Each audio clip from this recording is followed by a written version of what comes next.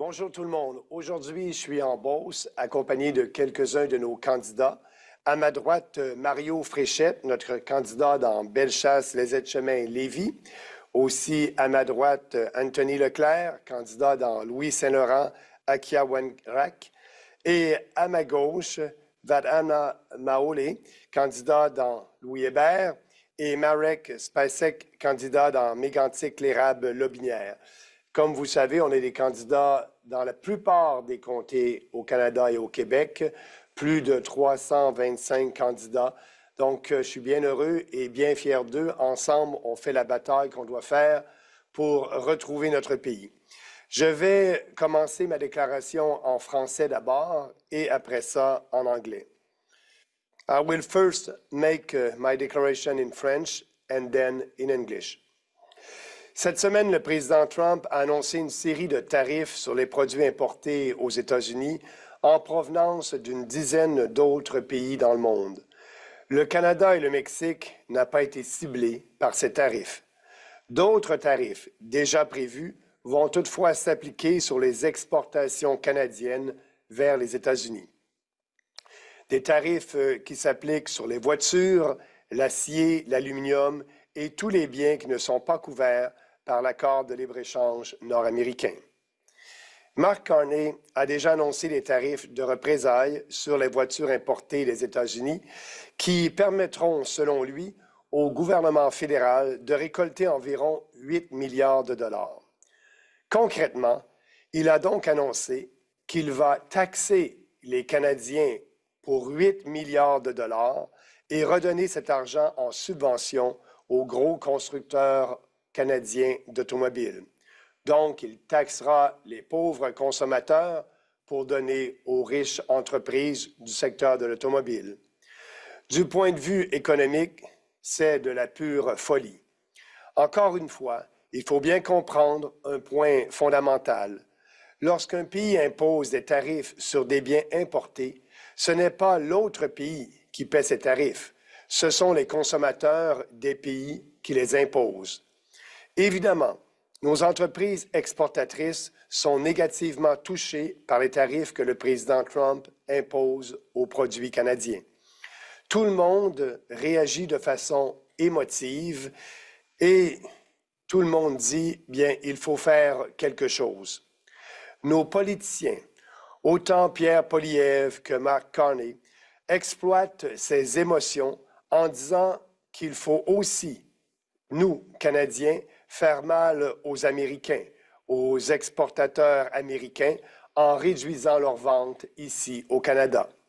Sauf que les tarifs de représailles sont une façon complètement contre-productive de réagir aux tarifs du président Trump. Lorsque nous imposons des tarifs, nous nous tirons dans le pied, nous payons plus de taxes, nous rendons notre économie plus fragile. Et ça n'aura aucun impact majeur sur la stratégie du gouvernement américain. Notre économie est 12 fois plus petite que l'économie américaine et beaucoup plus dépendante de leur marché que le sont du nôtre. Les Américains sont dans une situation complètement différente de la nôtre. Au lieu de réagir émotivement, il faudrait essayer de comprendre la stratégie plus globale du président Trump qui dépasse la question immédiate des tarifs. Son objectif est de régler un problème fondamental qui remonte à plusieurs décennies. Depuis 50 ans, le dollar américain est la monnaie de réserve mondiale. Ça veut dire que tous les pays et toutes les entreprises du monde se servent du dollar américain pour payer leurs échanges commerciaux au lieu d'utiliser leur propre monnaie. La force du dollar américain fait en sorte que pour les Américains, les produits importés sont moins chers, mais en contrepartie, leurs exportations sont plus chères et moins compétitives sur les marchés étrangers. Cela a permis aux Américains de vivre au-dessus de leurs moyens. Ils peuvent importer des biens à bon marché et simplement exporter de dollars imprimés par la Réserve fédérale. Cette situation a cependant une conséquence négative, la désindustrialisation progressive de l'économie américaine. Les États-Unis produisent de moins en moins de biens parce que c'est plus facile et moins coûteux de les produire. C'est plus facile et moins coûteux que de les produire et c'est plus facile d'acheter ces biens-là à l'étranger. Les industries américaines se délocalisent dans d'autres pays. Les États-Unis ont un déficit commercial chronique depuis des décennies, c'est-à-dire qu'ils achètent beaucoup plus d'autres pays que les autres pays achètent des Américains. Cette situation peut durer aussi longtemps que le dollar américain reste fort et que le reste du monde est prêt à financer la dette gigantesque du gouvernement américain avec les dollars qu'il accumule. Mais nous sommes rendus à un stade où cette situation n'est plus tenable. Les Américains ne vont pas pouvoir continuer de vivre au-dessus de leurs moyens en produisant de moins en moins grâce à leur dollar fort. Les pays du BRICS, en particulier, sont en train de se dédollariser, c'est-à-dire qu'ils ne veulent plus accumuler autant de dollars. Ils n'ont plus confiance dans la valeur du dollar et ne veulent plus financer la dette américaine. Les États-Unis sont une superpuissance au pied d'argile. Le président américain et son équipe savent cela. C'est pourquoi ils sont prêts à prendre des mesures draconiennes pour remettre en question le régime commercial international actuel et pour amener les industries aux États-Unis. Les tarifs de Trump sont une première étape pour sevrer les Américains de leur dépendance envers les importations étrangères. Je suis aussi convaincu qu'une autre étape sera la remise en question du statut de dollar comme monnaie de réserve mondiale.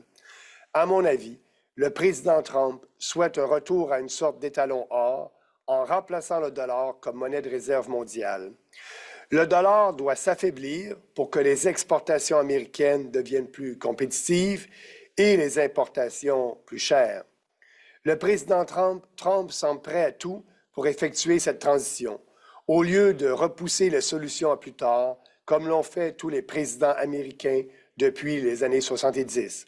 C'est une stratégie extrêmement risquée qui implique des coûts de transition importants. Les prix vont monter aux États-Unis. Nous aurons probablement une récession importante. On le voit hier et aujourd'hui encore, les marchés boursiers s'effondrent. Je ne sais pas si la stratégie du président Trump va triompher et bien fonctionner. Je ne suis pas non plus complètement en accord avec son approche et sa rhétorique. Il prétend que les autres pays vont payer les tarifs qu'il impose. Vous savez, c'est faux. Ce sont les Américains qui vont les payer. À mon avis, il devrait dire franchement aux Américains que leur niveau de vie va diminuer à court terme pour permettre cette transition commerciale et monétaire inévitable vers une situation plus durable. Parce que si rien n'est fait pour renverser la situation, l'économie américaine va éventuellement s'effondrer sous le poids des dettes et de la désindustrialisation. Ce que je sais aussi, c'est que nous, les Canadiens, avons intérêt à que sa stratégie fonctionne. Parce que vous le savez, 70 % de nos exportations vont aux États-Unis. Nous aussi allons subir le contre-coup de cette transition à court terme, et ça c'est clair. Mais c'est préférable que de voir l'économie de notre principal voisin et partenaire s'effondrer dans quelques années. Nous devrions non pas attaquer le président Trump, mais travailler avec lui pour que ça fonctionne. Et en même temps, nous devons régler nos problèmes économiques ici au Canada, qui sont uniquement de notre faute. Au lieu d'annoncer des tarifs de représailles, mettons plutôt tout sur la table, y compris la gestion de l'offre, pour négocier un nouveau deal avec le président Trump. Coupons de façon draconienne dans les dépenses du gouvernement fédéral, comme je l'ai annoncé ces derniers jours, pour éliminer le déficit, et ce, en un an. Et ensuite, réduisons les taxes et les impôts pour que notre économie soit plus productive et compétitive. C'est ça le vrai défi du Canada, et non pas de dénoncer, insulter et confronter le président Trump, et en même temps nos amis américains, comme le font Carney et Poilievre. Ce sont des réformes réalistes et ambitieuses que propose le Parti populaire du Canada.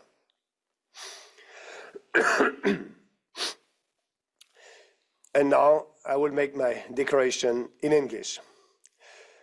This week, President Trump announced a series of tariffs on goods imported into the United States from dozens of other countries around the world. Canada and Mexico were not targeted by these tariffs, but other tariffs already in place will apply to Canadian exports. Tariffs on cars, steel, and aluminum, and all goods not covered by the North American Free Trade Agreement. Mark Carney has already announced counter-tariffs on cars imported from the United States, which he says will raise about $8 billion for the government. In practice, he has announced that he will raise taxes on Canadians by $8 billion and give that money back in subsidies to the big Canadian automakers.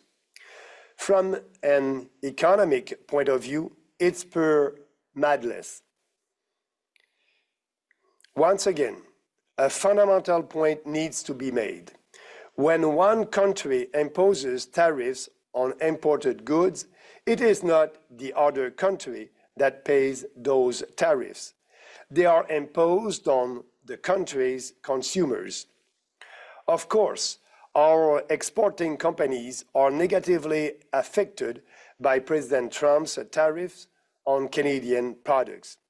Everyone gets emotional about this and says, we have to do something.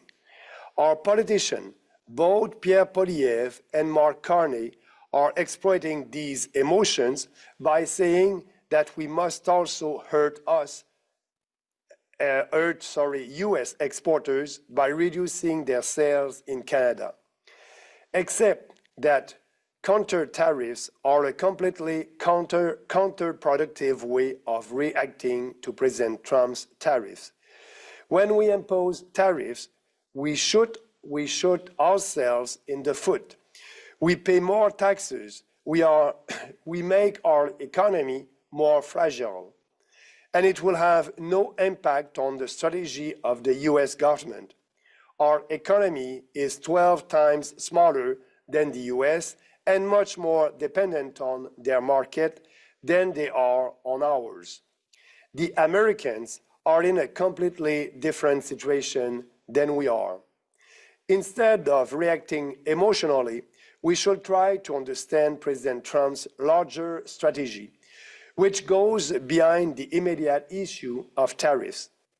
His goal is to address a fundamental problem that dates back several decades. The US dollar has been the world's reserve currency for 50 years. This means that every country and every company in the world uses the dollar to pay for their trade instead of using their own currency. The strength of the dollar means that imported goods are cheaper for Americans, but in return, their exports are more expensive and less competitive on foreign markets.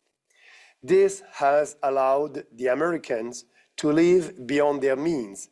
They can import goods cheaply and simply export dollars printed by the Federal Reserve. This situation has a negative consequence, however, the gradually disindustrialization of the US economy. The United States produces fewer and fewer goods because it is easier and cheaper to produce them and buy them abroad. American industries are relocating to other countries. The US had a chronic trade deficit for decades, meaning that it buys much more from other countries than other countries buy from US. The situation can continue as long as the dollar remains strong and the rest of the world is willing to finance the gigantic debt of the US government with the dollars they accumulate. But we have reached a point where it is no longer tenable. The Americans are not going to be able to continue living beyond their means while producing less and less thanks to their strong dollar. The BRIC countries in particular are deteriorating, that is to say, that no longer want to accumulate so many dollars. They no longer have confidence in the value of the dollar, and they no longer want to finance the debt of the Americans. The United States is a superpower with clay feet. President Trump and his team know that. This is why they are ready to take drastic measures to challenge the current international regime and bring industries back to the US. Trump's tariffs are a first step to reduce the US dependence on foreign imports. I'm also convinced that a further step will be to call into question the status of the dollar as the global reserve currency. In my view, President Trump wants to return to a kind of a gold standard to replace the dollar as the world's reserve currency. The dollar must weaken to make US exports more competitive and imports more expensive. President Trump seems willing to do anything to make this transition, instead of kicking the can down the road as all US presidents have done since the 1970s. This is an extremely risky strategy, which involves significant transition costs. Prices will go up in the US. We're probably going to have a major recession. As we saw yesterday and today, the stock markets are collapsing. I don't know if President Trump's strategy will work. I'm also not completely in agreement with his approach and rhetoric. He claims that other countries will pay the tariffs he imposes. This is not true. Americans will pay them. In my view, he should tell the American people that their standard of living will decline in the short term to allow for this inevitable trade and monetary transition to a more sustainable regime. Because if nothing is done to reverse the situation, the US economy will eventually collapse under the weight of debt and disindustrialization. With all, what I also know is that it is in our interest as Canadians to see his strategy work. We too will suffer the impact of this transition in the short term, for sure. But it is better than seeing the economy of our neighbor and main partner collapse in a few years. We should not attack President Trump, but work with him to make it work. And at the same time, we should work to solve our economic problems here in Canada, which are entirely our fault. Instead of announcing counter-tariffs, let's put everything on the table, including supply management, to negotiate a new deal with President Trump. Let's cut federal spending drastically, as I announced a few days ago, to eliminate the deficit in 1 year. And then let's cut taxes to make our economy more productive and competitive. This is the challenge for Canada, not to denounce, insult, and confront President Trump and our American friends as Carney and Poilievre do. These are the realistic and ambitious reforms that the People's Party of Canada is proposing to Canadians. Merci, thank you. Now I will take the questions online. Je vais prendre les questions. Do you have any questions on the Zoom? If you have any questions, raise your hand. Si vous avez des questions sur le Zoom, levez la main, s'il vous plaît. Non, nous n'avons pas de questions. Nous n'avons pas de questions. Ah si, nous avons une question. Parfait, ici. merci. Bonne, Il y a une question. bonne journée. Maxime, il y a une question. Il y a une question. Allez-y. Go ahead, you can talk. Allez-y. Hi, Mr. Bernier. This is Jen Hodson from the Western Standard. Will you be coming out west? Yes. Will you be coming out west for your election campaign at all? For sure. Actually, I'm going to Toronto tomorrow, and I'll be in Western Canada at the end of next week, for sure. BC, Alberta, Manitoba. I will be in every Western province. Sounds great. And just about a comment that you made during your press conference about the gold standard and how Trump is taking this risky plan. Can you just elaborate a little bit that this has been going on since the 70s when when the world changed from the gold standard to fiat? So are you suggesting that Trump's ultimate goal is to have that gold back standard or for the US dollar standard? Yeah, I think so. Yeah, if you look at what is happening in the US right now, as you know, that disindustrialization is there in the US for a long time. And President Trump said during the presidential election that that is his goal to solve that challenge. But to do that, the real problem is the US dollar. The US dollar is too strong, and because of that, US exports are not competitive on other international markets. So to do that, we need also at the same time to be, and at the same time, the de-dollarization is happening with the BRIC countries. So that being said, other partners are not so ready to continue to buy American bonds, and that will have an impact on the debt of the American. So it won't be sustainable anymore in a short term. So the way to solve that is to be sure for Americans to bring back the manufacturing sector, but also to look at the dollar and doing everything. And yes, they will have, when I said that that will be a cost for Americans, that means they will have inflation. Inflation will be the only way to repay that enormous debt, and at the same time, the U.S. dollar will go down. Yes, that's why I said the standard of living of Americans and Canadians may go down at the same time. So that's a big reform. We can call that the monetary reset. That won't happen in 1 year. That may not happen in 2 years, but on the medium term or long term, that is what will happen, because it is not sustainable. That situation is not sustainable, not only for the US, but also for other Western countries. And all of them have huge deficit and huge debt. So that would be the solution to solve that problem. And for me, I believe that President Trump understands that. And that's why he's starting with tariffs to set a strong message to American businesses to come back to our country, to their country, and we must do the same thing in Canada. That's why I said to have our economy more productive, we must be able to lower taxes to our businesses. Don't forget the corporate income tax, the federal one and the provincial one, both together is about 26%. In the US, it's 24%, and President Trump will lower that again.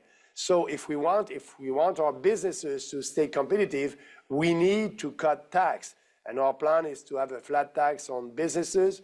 We need to be able to promote growth. We need to be able to promote more investment in our country. What we want to do, we want to abolish the capital gains tax. But we will do that in a fiscally responsible manner. We will do that by first, like I said in my speech, balancing the budget in 1 year, and the second year lower taxes to Canadians and businesses. That must happen. Our economy must be more productive, and the US economy also must be more productive. So that's why counter tariffs that's not working. As I said in my speech, Carney and Poilievre are okay to tax Canadian consumers more, and taking from them $8 billion and giving that to big car automakers corporation. Okay, interesting. Thank you. Speaking of Mark Carney and gold, so what should Canada do in the event that the world continues to back this or to pursue this gold standard with the US especially. And when Carney was seeing the Bank of Canada, it wasn't when all of the gold was sold, but a great number of it was sold under his oversight. And now that was a trend over the decades. However, he clearly had a hand in unhanding Canada's gold. So should we work on building up our supply of gold again? How should the government handle that moving forward? Yes, the Bank of Canada and the governor of the Bank of Canada must do what other central bankers are doing in the world. They are buying gold as a reserve. And, you know, they have less and less US dollar, less and less treasuries coming from the US, and more gold. We must do the same, because when that new kind of international gold standard will be there in practice, if we don't have, we, Canada, in our central bank, the Bank of Canada, doesn't have gold in reserve, that will be very difficult for us, because, you know, we had a gold standard in the 19th centuries, and that was working very well for every country. So now we must go back to that, but our country is not ready for that. So answering your question, yes, the Bank of Canada must start to buy gold as soon as possible. And it is why you can see the price of gold going up for the last 2 years. That's because the market understands that something will happen. We don't know when, but you know, these huge debts here in Canada, in US, in Europe, are not sustainable. Something must happen, and that's why, you know, I believe that we may have a kind of a gold standard, but our country is not ready for that now. Okay.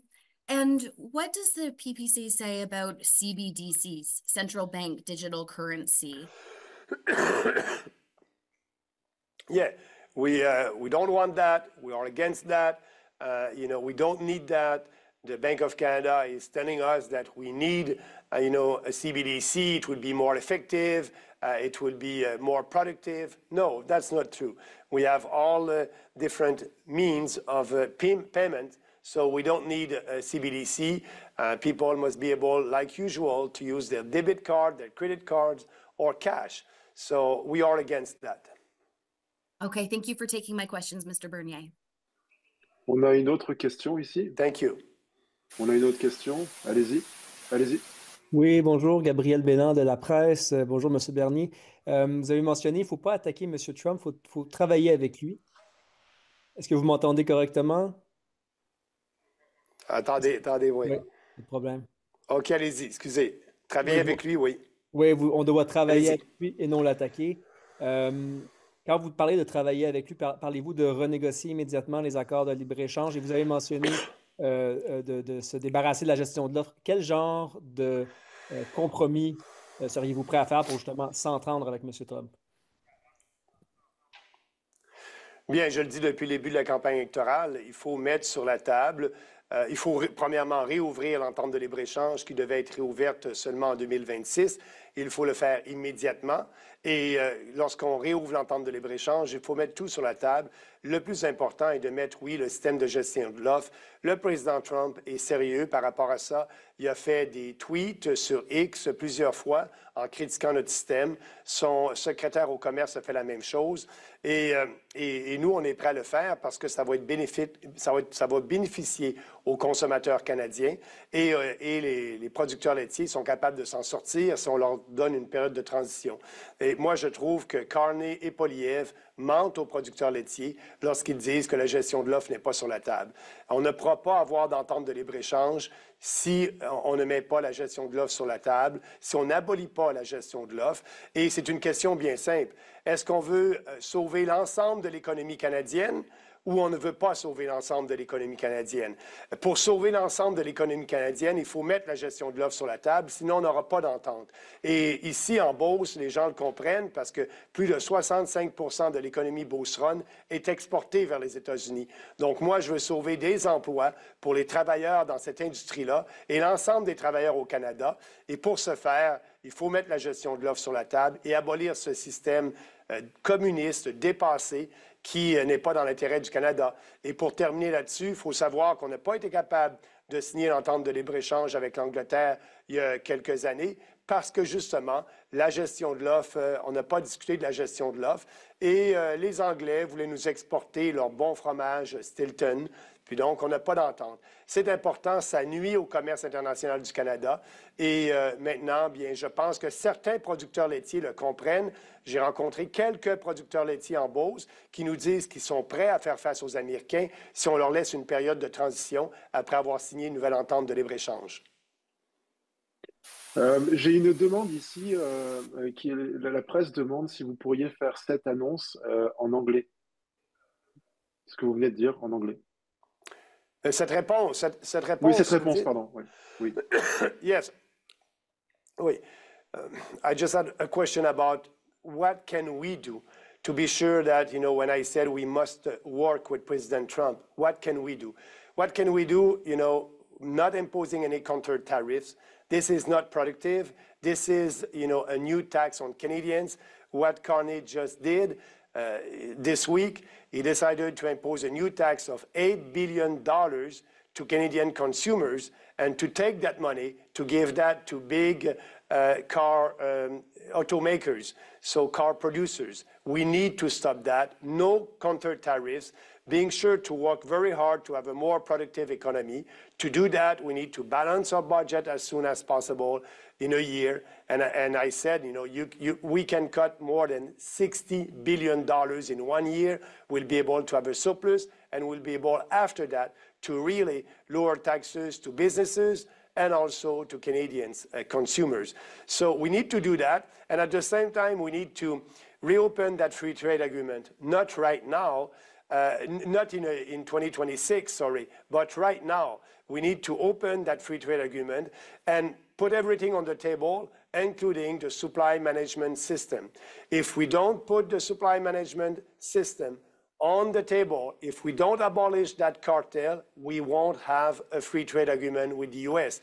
It is important to understand that when Carney and Poilievre are saying that they will protect that cartel, the supply management system, they are lying. They are lying to the dairy producers because they won't be able. And it's clear. President Trump tweeted on X a couple of times about that, and also his Commerce Secretary did the same. So put it on the table, give a transition period to the dairy producers, and that's the only way you'll be able to have a deal that will be good for us and good for the Americans, and at the same time, we will be able to protect our economy. Because the question is, do you want to protect that cartel and, you know, not having a deal that will destroy our economy, or, you know, having a deal, putting the supply management on the table, and also being able for consumers to pay less for dairy, poultry, and eggs? That's a win-win. That's the only way to have a deal with President Trump. Let's do that. And you know, it's very unresponsible from Carney and Poilievre to say that, you know, they're not ready to have a deal with President Trump by not putting the supply management on the table. They won't be able to have a deal. They're lying to them. Nous avons une autre question ici. Oui, encore une fois, Gabriel Bélan de la presse. Petite question concernant la course dans votre circonscription ou dans la Beauce. Monsieur Lehoux a été remplacé par un nouveau candidat. On a eu des explications sur comment ça s'était passé, là, la désignation du nouveau candidat conservateur. Apparemment qu'il y a des gens, des militants qui sont très déçus, militants conservateurs. Est-ce que vous voulez commenter là-dessus? Est-ce que ça dit quelque chose sur la façon dont le Parti conservateur gère ses circonscriptions et ses candidatures? Bien oui, écoutez, c'est un semblant de démocratie. Normalement, c'est les membres du parti dans une région qui votent lorsque deux candidats qui sont intéressés à être le candidat du parti. Il y a une mise en nomination et les membres locaux votent pour ça. Mais pour le Parti conservateur, je pense que M. Poilievre voulait se débarrasser de M. Lehoux, qui avait un bilan très faible ici en Beauce. et avait choisi un autre homme. Mais pour ce faire, la base militante de la Beauce avait son propre candidat qui était le candidat qui a perdu de l'ADQ, pardon, pas de l'ADQ, du Parti conservateur du Québec, qui a perdu dans Beauce-Nord. Il voulait se présenter pour le Parti conservateur. Il avait un fort support des membres conservateurs de la Beauce, mais Poilievre fait fi de ça et a décidé de nommer quelqu'un d'autre. Et ça ne me surprend pas du Parti conservateur. Je l'ai dit, j'ai quitté ce parti-là en 2018 en disant ce parti est corrompu intellectuellement et c'est ça. On n'écoute pas la base militante. C'est dommage, mais c'est la réalité du Parti conservateur. Monsieur Bernier, est-ce que vous pourriez répondre à cette question aussi en anglais, s'il vous plaît? I just said that, here in Beauce, Pierre Poilievre decided to appoint a person that is the new candidate right now for the Conservative Party of Canada without listening to the members of the Conservative Party of Canada in the riding in Beauce. They wanted another person. They wanted to have an election. They wanted to have a democratic process, but Poilievre decided not to do that. And so that's the Conservative Party of Canada. They're morally and intellectually corrupt. I said that in 2019, and we have everyday proof of that. Merci beaucoup. Nous n'avons pas d'autres questions. Pas d'autres questions. Merci. Bonne journée à tous. Au revoir.